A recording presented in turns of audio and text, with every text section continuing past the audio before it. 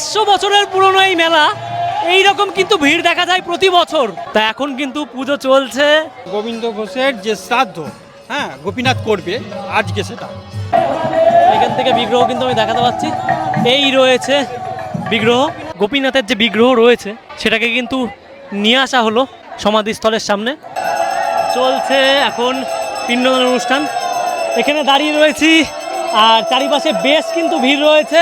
এই রয়েছে গোপীনাথের মন্দির। কাঁচের উপরে কিন্তু তিনি দাঁড়িয়ে রয়েছেন, যেটা কিন্তু একদমই অসম্ভব ব্যাপার। আমি চলে আসলাম পশ্চিমবঙ্গের আর এক বৃহত্তম মেলা। এখন আমি দাঁড়িয়ে রয়েছি নদিয়া ছেড়ে পূর্ব বর্ধমানে। আর পূর্ব বর্ধমানে ভাগীরথী নদীর তীরে অবস্থিত ছোট্ট একটা জায়গা অগ্রদ্বীপ। আর এই অগ্রদ্বীপের মেলাকে কিন্তু অনেক নামে অনেক মানুষ জানে। কেউ বলে শ্রাদ্ধের মেলা, কেউ বলে গোপীনাথের মেলা। তা আমরা প্রতিবারই এখানে আসি। আর আজকে 14 তারিখ, আজকেও কিন্তু এই জায়গাটায় আসলাম। প্রচুর মানুষের সমাগম হয় কিন্তু এই মেলায়। আর কি কারণে এটাকে শ্রাদ্ধের মেলা বলে সেটা অবশ্যই আপনাদের জানাবো। আর আমি এখন যে জায়গায় দাঁড়িয়ে রয়েছি এটা কিন্তু গোবিন্দ ঘোষের সমাধিস্থল। আর এই গোবিন্দ ঘোষকে ঘিরেই কিন্তু এই শ্রাদ্ধের মেলা অনুষ্ঠিত হয়। অগ্রদ্বীপের মেলায় আসলে কিন্তু আপনাদের প্রথমেই বলেছিলাম দুটো পথ রয়েছে আসার। আর এদিকে রয়েছে অগ্রদ্বীপ স্টেশন, আর সেখান থেকে কিন্তু ঘাট পেরিয়ে আপনাদের এই মেলায় আসতে হবে। আর আমরা আসলাম অন্য একটা পথে, বেথুয়াডুরি থেকে আপনারা কী করে আসবেন সেটা একটু আপনাদের জানিয়ে দিই। এই রয়েছে বেথুয়াডুরি স্টেশন। যদি আপনারা শিয়ালদা থেকে আসেন তাহলে কিন্তু আপনাদের নামতে হবে বেথুয়াডুরি স্টেশনে। আর যদি মনে করেন না আমি অন্য রুট ধরে যাব, তাহলে কিন্তু আপনাকে হাওড়ার থেকে কাটোয়া লোকাল ধরতে হবে আর নামতে হবে অগ্রদ্বীপ স্টেশনে। তো এই জায়গা থেকে আমরা এখন নামার পরে 1 নাম্বার দিয়ে এক্সিট হলাম। তারপর কিন্তু আমাকে অটো কিংবা টোটো ধরতে হবে। কেমন কি ভাড়া রয়েছে, আর এমনি সময়ের থেকে কিন্তু মেলার সময় একটু হলেও ভাড়া বেশি থাকে। 1 নাম্বার এক্সিট হয়ে আমরা কিন্তু এই দিক দিয়ে বেরোচ্ছি। আর কত কি ভাড়া নেয়, কতক্ষণ সময় লাগে, কত কিলোমিটার জার্নি, সমস্ত কিছুই কিন্তু আপনাদের দেখাবো। স্টেশন থেকে বেরোনোর পর আপনারা কিন্তু অ্যাভেলেবেল বাস এবং টোটো পেয়ে যাবেন।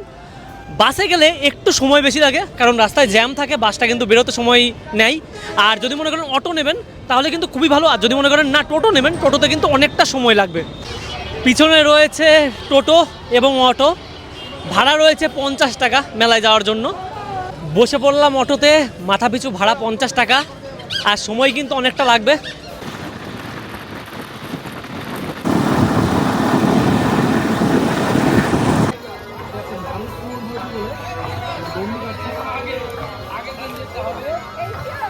সামনে যে রাস্তাটা দেখতে পাচ্ছেন, এই রাস্তা কিন্তু আজকে কিছুটা ফাঁকা হলেও কাল থেকে কিন্তু এই জায়গায় ঢোকার পরিবেশ থাকবে না, এতটা পরিমাণ ভিড় কিন্তু এই মেলায় হয়। আর এই রয়েছে সামনে রাধাকৃষ্ণ জিউয়ের বিগ্রহ, ঠিক এই দিকটা গেলে দেখতে পারবেন। আর এইদিকে বললাম সমাধি রয়েছে। যদি আপনারা পুজো দিতে চান, এখানে কিন্তু পুজো দেওয়ার জন্য কিন্তু ডালা রয়েছে। এই প্রসাদের দাম কত থেকে শুরু, কত থেকে দাম শুরু? 20 টাকা থেকে 200 টাকা পর্যন্ত আছে। 200 টাকা পর্যন্ত। আর মেলাটা কয়দিন হবে? মেলাটা 5 দিন হবে। 5 দিন।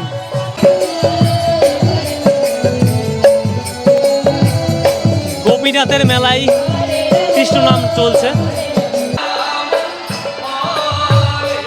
মূলত চৈত্র মাসে এই মেলা অনুষ্ঠিত হয়ে থাকে। আর এটাকে কেন শ্রাদ্ধের মেলা বলা হয় আপনাদের একটু সংক্ষেপে জানিয়ে দিই। এই মেলার ইতিহাস মূলত 500 বছরের পুরনো। সেই সময় বাস করতেন একজন বৈষ্ণব ভক্ত, যার নাম ছিল গোবিন্দ ঘোষ। তিনি ছিলেন শ্রী চৈতন্য মহাপ্রভুর ঘনিষ্ঠ ভক্তদের একজন। তিনি গোপীনাথের সেবা করতেন।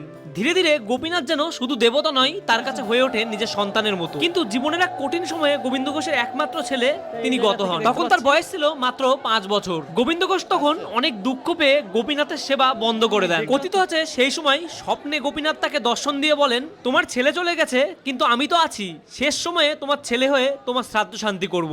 এরপর থেকে বিশ্বাস করা হয় গোপীনাথ নিজেই তার ভক্ত গোবিন্দ ঘোষের শ্রাদ্ধ করেন। এই কারণেই অগ্রদ্বীপের মেলাকে মানুষ শ্রাদ্ধের মেলা বলে ডাকে। দূর দূরান্ত থেকে মানুষ এখানে আসে শুধু অলৌকিক ভক্তির গল্পকে অনুভব করতে। অগ্রদ্বীপের গোপীনাথ জিউকে অনেকেই জীবন্ত দেবতা মনে করে। সময় গড়ানোর সাথে সাথে কিন্তু ভিড়টা ক্রমশই বাড়ছে। আর কালকে হয়তো এই জায়গায় পা দেওয়ার জায়গা থাকবে না। আর দোকানপাট কিন্তু সম্পূর্ণ দুপাশ দিয়ে বসে গেছে, বেশ রোদ রয়েছে। আর মানুষ কিন্তু তার মধ্যেই এইরকমভাবে দর্শন করতে আসছে এই মেলা। দেখতে পাচ্ছেন তুলসী কাঠের কিন্তু প্রচুর মালা রয়েছে, আর এখান থেকে কিন্তু আপনারা নিতে পারেন রুদ্রাক্ষের মালা রয়েছে। বলছি আজকে থেকে শুরু হচ্ছে, কতদিন থাকবে এই মানে মেলাটা? 4 দিন। 4 দিন। আর এখানে পরপর যদি একটু বলেন কোন দিন কি পালিত হয় একটু যদি বলেন। আজকে যে গোবিন্দ ঘোষের যে শ্রাদ্ধ, হ্যাঁ, গোপীনাথ করবে আজকে সেটা। আজকে সেটা 14 তারিখ, আজকে দুপুর 12টা 5-এ। আর কালকে কি রয়েছে? কালকে হচ্ছে তোমার একাদশী, হ্যাঁ, কালকে আগামী দিন সব একাদশী, পুজো দেবে গোপীনাথকে। কিন্তু আজকে অনুষ্ঠানটা আজকে হয়ে যাচ্ছে। আসল যে অনুষ্ঠান গোবিন্দ ঘোষের শ্রাদ্ধ, এটা গোপীনাথ আজকে করবে। আজকেই করবে। তা এই দিন দেখেছি আগের বছরে সব প্রচুর ভিড় থাকে, এই বছর একটু কম দেখছি, ব্যাপারটা নিয়ে একটু যদি বলেন। হবে, এটা একাদশীটা দুটো তিথি আছে, হ্যাঁ, এটা আগের দিন মানে একাদশীটা পুরো পারছে না বলে আজকে এটা হয়ে যাচ্ছে, ঠিক আছে। একাদশী তিথি ধরে এটা হয়, এটা পুরো পারছে না গতকাল, হ্যাঁ, আগামীকাল সেটা পাচ্ছে না, তার জন্য এটা আজকে হয়ে যাচ্ছে। আশেপাশে অনেক আখড়াও বসে, 80-90টা 80-90টা আখড়া বসে, তাই তো? মানুষ দূর দূর থেকে আসে। খাওয়াবে তারা, একটা আগ্রায় সব খাওয়াবে রাত্রি দিন, তাদের দায়িত্ব। আজকের দিনটা কিন্তু দেখতে পাচ্ছেন এই সময় দাঁড়িয়ে এরকম ভিড়, তারপর কিন্তু একটু পরেই গোপীনাথ কিন্তু এই জায়গা থেকে বেরোবে কোলে করে। আর এখানে গোপীনাথ জীবের কিন্তু প্রসাদ তৈরি চলছে। এই রয়েছে তামাল গাছ, যে গাছটাই কিন্তু মানুষ ভক্তি করে কিন্তু এরকম ভার বাঁধে আর নিজের মনস্কামনা চাই।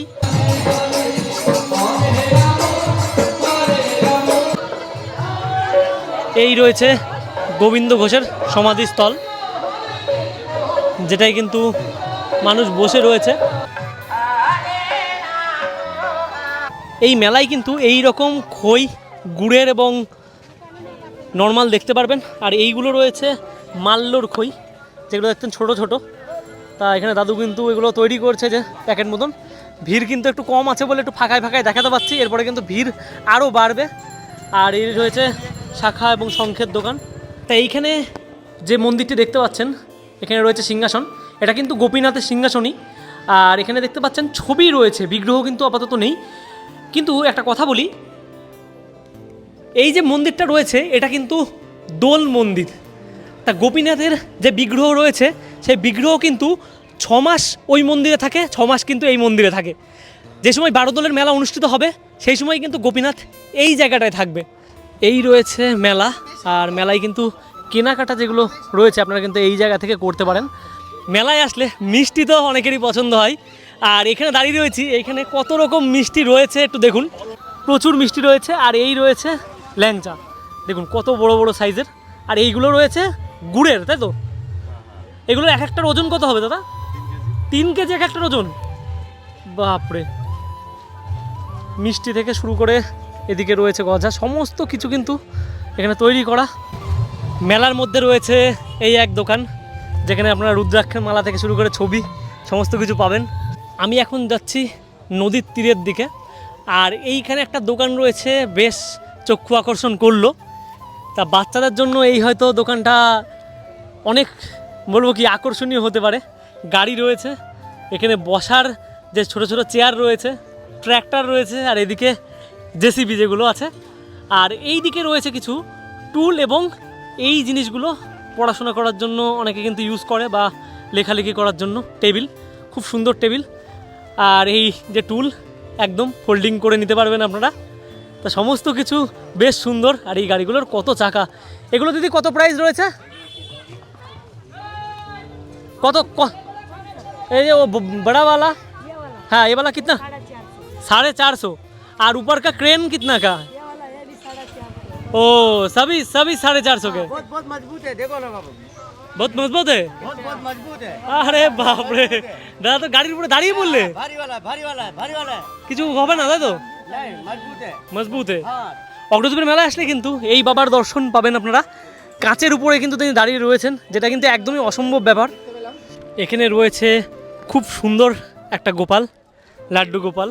আর এই রয়েছে ভাগীরথী নদী, আর এই নদীর তীরেই কিন্তু এইভাবে কিন্তু কন্টিনিউ পারাপার করা হচ্ছে। আর যদি বলেন এই যে সংখ্যা, এই সংখ্যা কিন্তু বোটের আরও বেশি বাড়বে, কারণ প্রচুর মানুষ কিন্তু এদিকে পারাপার করে, 2 চাকা 4 চাকা সমস্ত কিছু কিন্তু পারাপার হচ্ছে। এখানে কিন্তু বেশ একটা বিশৃঙ্খল সৃষ্টি হয়েছে। এই যে বাবা রয়েছে তিনি এনাকে বলছে ভণ্ড বাবা, আর ইনি ওনাকে বলছে ভণ্ড বাবা। তা এই জিনিসগুলো কিন্তু দেখা যায় না সব জায়গায়। তা সাধুই কিন্তু চরম গন্ডগোল এটা এইখানে এসে দেখতে পেলাম চরম। তা কে ভণ্ড আর কে মানে রিয়েল এটা কিন্তু বোঝা এখন বিশাল মুশকিল, কারণ মেলা যখন বসে প্রচুর সাধুর কিন্তু সমাগম হয়, অনেক দূর দূর থেকে আসে।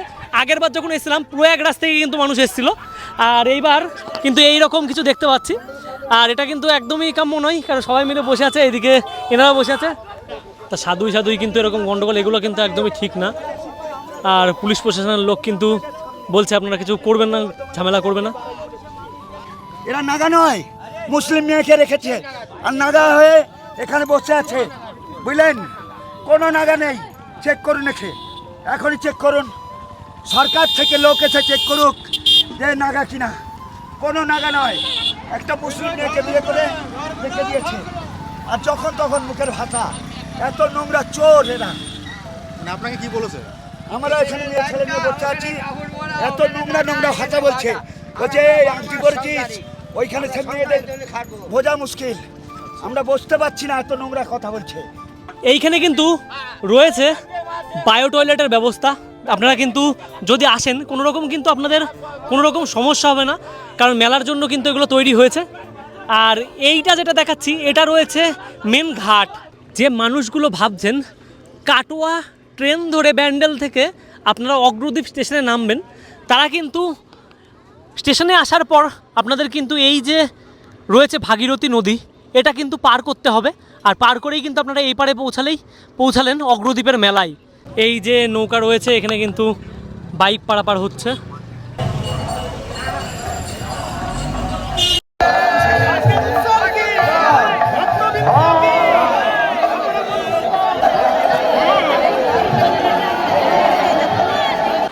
তা এই জায়গা থেকে দেখতে পাচ্ছেন এখন কিন্তু গোপীনাথ রয়েছে, তাকে কিন্তু নিয়ে আসা হলো। আর এই সেই সমাধিস্থল যে জায়গায় আমি এখন দাঁড়িয়ে রয়েছি, প্রচুর ভিড় রয়েছে মানুষের। আর বলেছিল 12টার সময় কিন্তু নিয়ে আসা হবে গোপীনাথকে, আর সেটা কিন্তু পালন করা হয়েছে। প্রচুর মানুষের ভিড় আর ভক্তরা কিন্তু দেখছে এই যে মুহূর্তটা, এই যে উলুর আওয়াজ।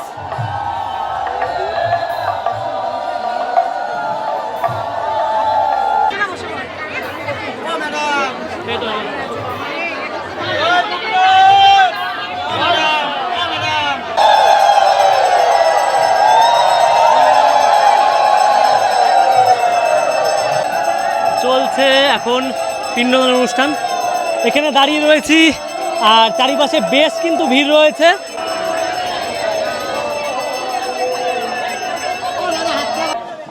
এসেছেন কোথা থেকে? তেথিয়ার থেকে। তেথিয়ার থেকে। আর এটা কি রয়েছে? এটা ভোগ ওখানে দিয়েছেন তাই তো? আর কালকেও কি আসবেন নাকি আজকেই মানে আজকে চলে যাবেন? কালকে থাকবো। আর থাকবেন? কোনো আঁকড়ার সাথে এসছেন? ও এখানে রয়েছে। ওই যে আকড়া। দেখ মেলা কেমন লাগছে? ভালো লাগছে। ভালো লাগছে। আগেও কি আসা হয়েছিল আপনার? আগেও এসছেন? দেখ, খুব ভালো লাগলো আপনার সঙ্গে কথা বলে। অসুবিধা নেই। হ্যাঁ, ready। তাই এই রয়েছে পিণ্ডদানের মুহূর্ত, আপনাদের দেখাতে পাচ্ছি সামনে থেকে। উনি ভিডিওটা করে দিলেন, কোনো গ্রিল ছাড়া আর কিছুই নেই।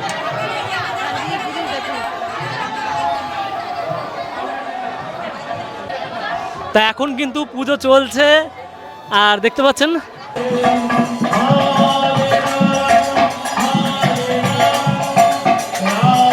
এইরকম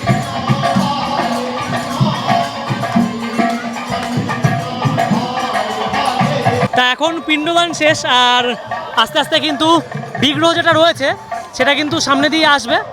আর আপনাদের দেখানোর অবশ্যই চেষ্টা করব, এই যে পথটা রয়েছে এই পথটা দিয়ে কিন্তু আসবে সামনে থেকে। তো এখন কিন্তু আস্তে আস্তে বিগ্রহ সামনে দিয়ে আসছে।